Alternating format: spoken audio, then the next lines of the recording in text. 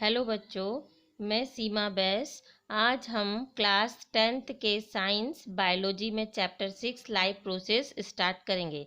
बच्चों, ये chapter exam की दृष्टि से बहुत इम्पॉर्टेंट है, इसलिए आप इसे अच्छे से समझने की कोशिश करेंगे। Life process: the process which maintain body functions and necessary for survival are called life process. Life process का मतलब होता है, life means जीवन, process मतलब क्रियाएं। जीवन को जीने के लिए जो हमारी बॉडी प्रोसेस करती है या क्रियाएं करती हैं, उन्हीं को हम क्या कहते हैं? लाइफ प्रोसेस करते हैं। यानी जीवन निर्वाह करने के लिए होने वाली जैविक क्रियाएं लाइफ प्रोसेस कहलाती हैं। All the process which together keep the living organism alive and perform tasks to maintain the body are called life process. कोई भी लिविंग ऑर्गेनिज्म अपने आप को सरवाइव करने के लिए या उसकी लाइफ को सरवाइव करने के लिए उसकी जो बॉडी जो प्रोसेस करती है या जो जैविक क्रियाएं करती है, उसी को लाइफ प्रोसेस कहते हैं। ये लाइफ प्रोसेस कई तरह की होती है, जैसे example first nutrition, respiration, transportation, excretion etcetera. हम इस वीडियो के पार्ट फर्स्ट में न्यूट्रिशन को स्टडी करेंगे। इसके बाद वाले पार्ट में हम बारी बारी से रेस्पिरेशन, ट्रांसपोर्टेशन और एक्सक्रीशन देखेंगे। Nutrition: the process of taking nutrients from food is called nutrition. Food के द्वारा जो न्यूट्रिएंट्स या सब्सटेंसेस हमारी बॉडी टेकन करती है या लेती है, उसे हम न्यूट्रिशन कहते हैं। बहुत सारे न्यूट्रिएंट्स हमारी बॉडी को रिक्वायर्ड होते हैं, इसके बारे में आप लोगों को पता है। जैसे nutrients carbohydrates, fat, vitamins, minerals, ये सारे न्यूट्रिएंट्स में आते हैं जो हमारी बॉडी को एनर्जी देते हैं, और ये एनर्जी फिर बहुत सारे फंक्शंस या वर्क करने के लिए यूज होती है। अब देखेंगे मोड ऑफ न्यूट्रिशन। तो there are the two type of mode of nutrition. First है autotrophic nutrition. Autotrophic nutrition, it is a process in which organism produce their food from simple inorganic material like a water, carbon dioxide in the presence of sunlight are called autotrophic nutrition. autotrophic nutrition वो होता है बच्चों जिसमें कोई भी जो living organism है sunlight की प्रेजेंस में इनऑर्गेनिक मटेरियल के साथ में मिलकर अपना फूड खुद सिंथेसाइज करता है, तो वो प्रोसेस क्या कहलाती है? ऑटोट्रॉपिक न्यूट्रिशन कहलाती है। इसका एग्जाम्पल है ऑल ग्रीन प्लांट्स। जितने भी ग्रीन प्लांट्स होते हैं वो सब ऑटोट्रॉपिक न्यूट्रिशन करते हैं, क्योंकि अपना फूड फोटोसिंथेसिस के जरिए खुद सिंथेसाइज करते हैं या फॉर्म करते हैं। सेकेंड न्यूट्रिशन का टाइप है heterotrophic nutrition. In this organism depend upon other organism for food to survive are called heterotrophic nutrition. Heterotrophic nutrition में लिविंग ऑर्गेनिज्म और एनिमल्स अपना फूड दूसरों से लेते हैं, उसे या प्राप्त करते हैं, उसे हेट्रोट्रॉपिक न्यूट्रिशन कहते हैं। फॉर एग्जांपल ह्यूमन और अमीबा और अदर एनिमल। इस पार्ट में हम न्यूट्रिशन इन अमीबा देखेंगे। इसके अगले पार्ट में फिर हम न्यूट्रिशन इन ह्यूमन बीइंग देखेंगे। अब हम देखेंगे न्यूट्रिशन इन प्लांट्स। जैसा कि बच्चों आपको मालूम है कि प्लांट्स क्या होते हैं? ऑटोट्रॉपिक्स ऑर्गेनिज्म में आते हैं। प्लांट्स ऑटोट्रॉपिक क्यों कहलाते हैं? क्योंकि ये अपना फूड खुद प्रिपेयर करते हैं।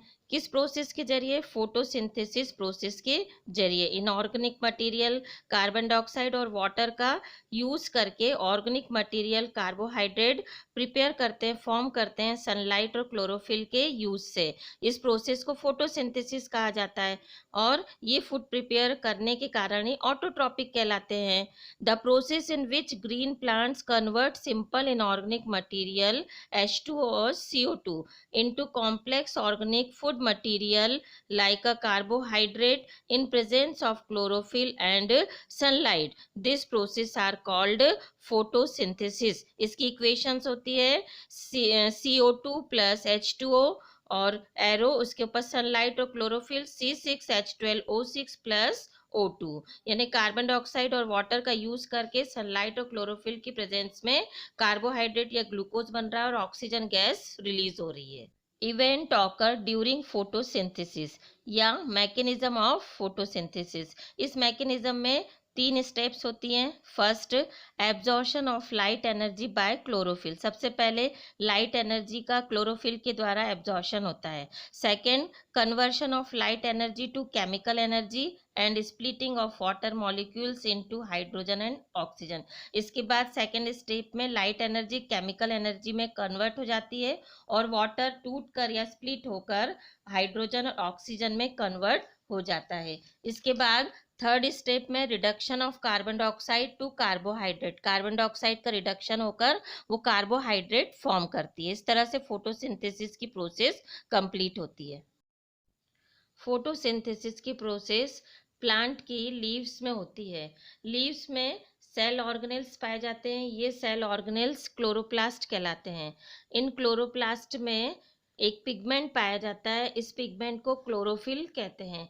इसी क्लोरोफिल की सहायता से जो लीफ है वो फूड प्रिपेयर करती है। Chloroplast, these are the small organelles found in plant cell. It contain chlorophyll which absorbs sunlight for photosynthesis. Photosynthesis में रॉ मटेरियल कार्बन डाइऑक्साइड और वाटर होते हैं। अब हम देखेंगे types of heterotrophic nutrition. Heterotrophic nutrition की डेफिनेशन हम पहले देख चुके हैं। हेट्रोट्रॉपिक न्यूट्रिशन वो होता है जिसमें लिविंग ऑर्गेनिज्म या एनिमल अपना फूड प्रिपेयर नहीं करते, दूसरों से गेन करते हैं या प्राप्त करते हैं, वो हेट्रोट्रॉपिक न्यूट्रिशन कहलाता है। अब हेट्रोट्रॉपिक न्यूट्रिशन के 3 टाइप होते हैं। फर्स्ट है saprophytes nutrition, second parasitic nutrition और थर्ड है होलोजोइक न्यूट्रिशन।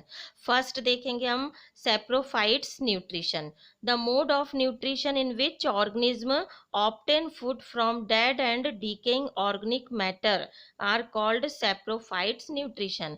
इस न्यूट्रिशन में जो लिविंग ऑर्गेनिज्म रहते हैं वो डेड बॉडी से या डेड मटेरियल से, ऑर्गेनिक मटेरियल से अपना फूड गेन करते हैं, तो उसे हम सैप्रोफाइट्स कहते हैं। जैसे इसके एग्जाम्पल होते हैं बैक्टीरिया और fungi.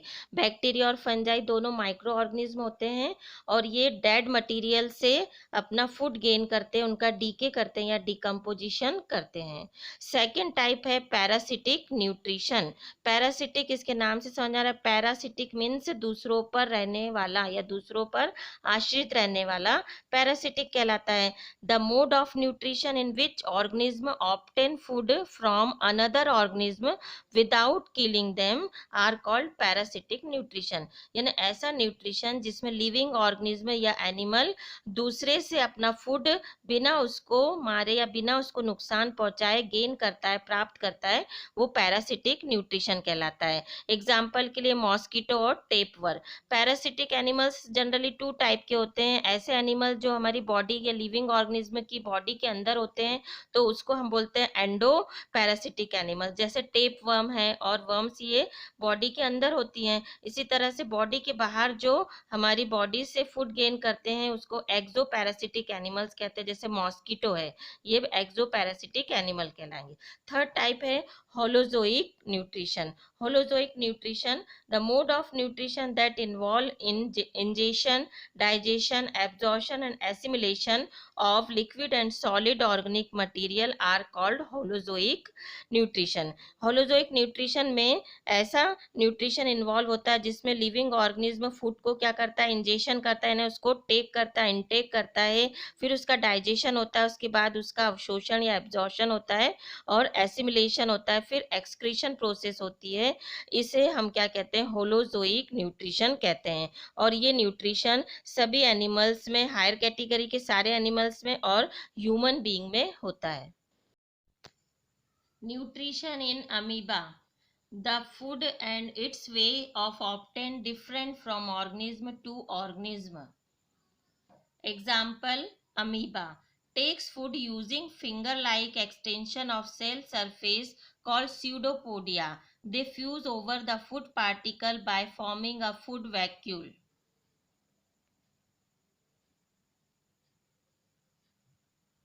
Amoeba, that food vacuoles complex substances are broken down into simple substances. This simple substances diffuses into cytoplasm. Remaining undigested material is moved to the surface of cell and thrown thrown outside. Amoeba में nutrition. अब जैसा कि आपको मालूम है, amoeba एक unicellular living organism होता है जो जनरली वाटर में पाया जाता है। ये माइक्रोस्कोपिक होता है।